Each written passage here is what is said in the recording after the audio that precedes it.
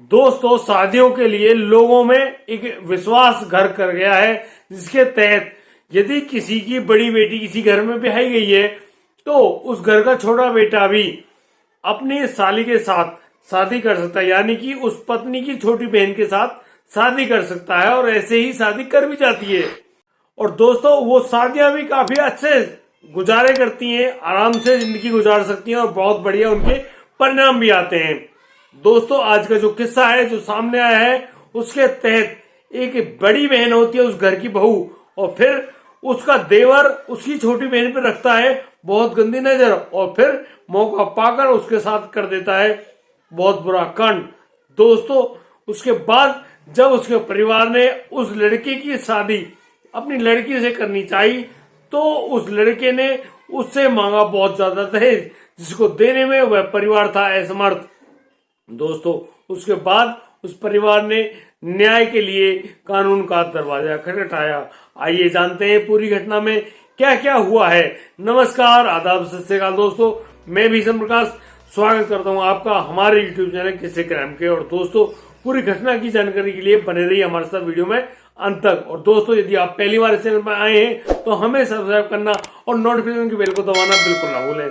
दोस्तों, आज का बेहद ही हैरान कर देने वाला मामला सामने आया है भागलपुर, बिहार से। दोस्तों, भागलपुर का एक गांव होता है, उस गांव में एक व्यक्ति अपनी लड़की को लेकर बहुत ज्यादा परेशान है। उस लड़की की उम्र मात्र 17 साल और उस लड़की का पेट ऐसे लग रहा है जैसे कि वह गर्भवती हो, यानी कि फूला हुआ प्रतीत होता है।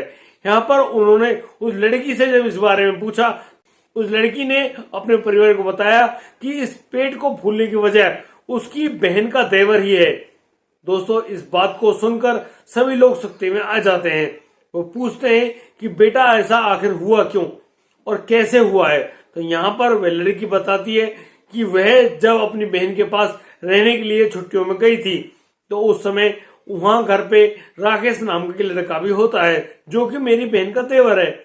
और एक दिन जब सभी घर के खेत पर गए थे तो राकेश ने मुझे मौका पाकर अपने कमरे के अंदर दबोच लिया और फिर मेरे साथ शारीरिक संबंध बनाए। दोस्तों, उसी शारीरिक संबंध की वजह से ऐसा हाल हुआ है। यहाँ पर वह परिवार भी पर काफी ज्यादा हैरान हो जाता है कि ऐसा कैसे कर सकता है राकेश। यहाँ उस परिवार की सोचने समझने की जो शक्ति है वह जवाब दे जाती है। यहाँ पर उस लड़की का जो पिता है हरिशंकर अपने सर को पकड़ लेता है और वह जोर जोर से कहने लगता है कि लड़की, हमने तो यही सोचा था कि तेरी शादी राकेश से कर देंगे। अब राकेश से तुम्हारी शादी होनी है तो क्यों ना हम इस शादी की बात उसके घर जाके कराते हैं। तो यहाँ पर हरिशंकर अब राकेश के घर पर पहुंचते हैं और राकेश के घर पहुंचने पर उनसे कहते हैं कि भाई, अपने छोटे बेटे का रिश्ता ले लीजिए हमारी बेटी के लिए, और हम अपनी बेटी की शादी तुम्हारे बेटे से करना चाहते हैं।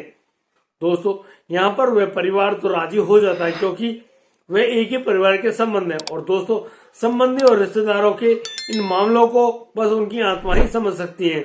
और दोस्तों, यहाँ पर वो लोग हाँ कर देते हैं कि उनके बेटे की उनका जो बेटा राकेश है उसकी शादी अब उस लड़की से ही होने वाली है। दोस्तों, यहाँ जब राकेश से पूछा जाता है कि राकेश, क्या तुम उस लड़की से शादी करने के लिए राजी हो, तो राकेश कर देता है मना। और राकेश कहता है कि मुझे 4 पहिए की गाड़ी चाहिए, तब जाके मैं उस लड़की से शादी कर पाऊंगा। दोस्तों, यहाँ पर हरिशंकर मना कर देते हैं कि उनके पास बहुत ज्यादा पैसा नहीं है। यहाँ पर वो अपनी समधी के सामने हाथ जोड़कर खड़े होते हैं और कहते हैं कि भाई, आप मेरी शर्म रख लीजिए और मेरी बेटी को अपने घर की बहू बना लीजिए। मेरे पास इतना पैसा नहीं है, आप तो मेरी मिले जुले रिश्तेदार हैं, आप मेरी बात को अच्छे ढंग से समझ सकते हैं और अपने बेटे के साथ मैं अपनी बेटी के हाथ पीले कर दूंगा। दोस्तों, यहाँ पर राकेश बिल्कुल मना कर देता है कि वह उस लड़की से शादी नहीं करेगा। दोस्तों, कुछ समय पश्चात जब बात हो रही होती है तो राकेश यहाँ गुस्से में आ जाता है और राकेश कहने लगता है कि तुम्हारी बेटी तो गर्भवती है और गर्भवती होने के चक्कर में मैं उस लड़की से शादी क्यों करूं।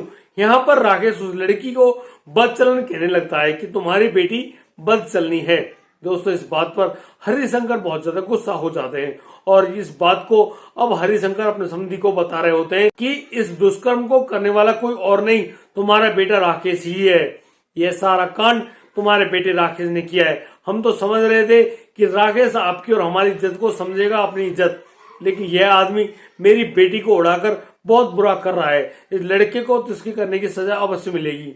इस लड़के ने जब मेरी बेटी यहाँ रहने के लिए अपनी बहन के पास आई हुई थी तो एक दिन मौका पाकर उस लड़की के साथ दुष्कर्म किया और उसकी वीडियो भी बना ली, और यह बार बार उस वीडियो को जग जाहिर करने के मामले में उस लड़की को धमकी देता रहता है और उस लड़की पे अनावश्यक रूप से दबाव बनाकर उसके साथ दुष्कर्म करता रहता है, जिसके फलस्वरूप वह लड़की हो जाती गर्भवती। वह एक लड़की करीब 6 महीने की गर्भवती है और राकेश को अब उस लड़की से शादी करनी ही पड़ेगी। यहाँ पर राकेश तो कर देता है दो टूक मना, लेकिन राकेश के जो पिता है वे बहुत ज्यादा चिंताग्रस्त हो जाते हैं और अब वो सही समय पर सही न्याय सोचते हुए कहते हुए राकेश से कि राकेश अब उस लड़की से शादी तो तुमको ही करनी पड़ेगी। यहाँ पर राकेश आनाकानी करता है तो फिर राकेश का पिता राकेश को धमकी देता है और कहता है कि यदि तुमने हमारी यह बात नहीं मानी और उस लड़की से जिसे तुमने इस प्रकार से दुष्कर्म किया है उससे शादी नहीं करी तो मैं खुद पुलिस में जाकर तुम्हारी FIR दर्ज कराऊंगा और फिर तुम्हें गिरफ्तार करवाऊंगा। तुमने एक लड़की की इज्जत को बिना अनुमति के लूट कर बहुत बुरा कांड किया है और इसका परिणाम तो तुम्हें भुगतना ही पड़ेगा। दोस्तों, यहाँ पर उस पिता द्वारा कही गई इन बातों का अब असर होता है राकेश के ऊपर और राकेश अब कहता है कि ठीक है, जैसा आप कहते हैं मैं ऐसे करने के लिए तैयार हूं, लेकिन मेरी एक शर्त है। तो यहाँ पर उसके पिता ने शर्त का नाम सुनते हुए कहा, अब हमें तुम्हारी कोई भी शर्त मंजूर नहीं होगी। तुमने जितना बड़ा और बुरा कांड ये किया है उसका परिणाम तो तुम्हें भुगतना ही पड़ेगा और हम उस लड़की को अपनी तरफ से ही कपड़े या चुन्नी उड़ाकर लेकर आएंगे। उसके पिता का एक पैसा खर्च नहीं होने देंगे और हम दोस्ती की रिश्तेदारी की एक अच्छी मिसाल पेश करते हुए दुनिया को बताएंगे कि एक रिश्तेदार ही दूसरे रिश्तेदार की भावनाओं को समझ सकता है। दोस्तों, मैं यहाँ पर कुछ कहना चाहता हूँ, हमें हमारे रिश्तेदारों की अहमियत को समझना चाहिए। दोस्तों, रिश्तेदार होते हैं दुख दर्द के या फिर कोई मानसिक भावनाएं जिसको सिर्फ और सिर्फ एक रिश्तेदार ही समझ सकता है यदि वह उसे अपना ही मानता है, और यदि कोई ऐसा नहीं करता है तो इसका मतलब है वह आपको आपका रिश्तेदार नहीं मानता है। और दोस्तों, यदि आपको हमारी वीडियो और दी गई जानकारी उचित लगी हो, सही लगी हो तो आप हमें लाइक करें, कमेंट करें, शेयर करें और हाँ, सब्सक्राइब करना बिल्कुल ना भूलें। दोस्तों, अब दीजिए मुझे इजाजत, मिलता हूं कल रात 8 बजे। तब तक के लिए आप बढ़िया रहें, बेहतरीन रहें, अपने परिवार का बखूबी ख्याल रखते रहें। जय हिंद, जय भारत।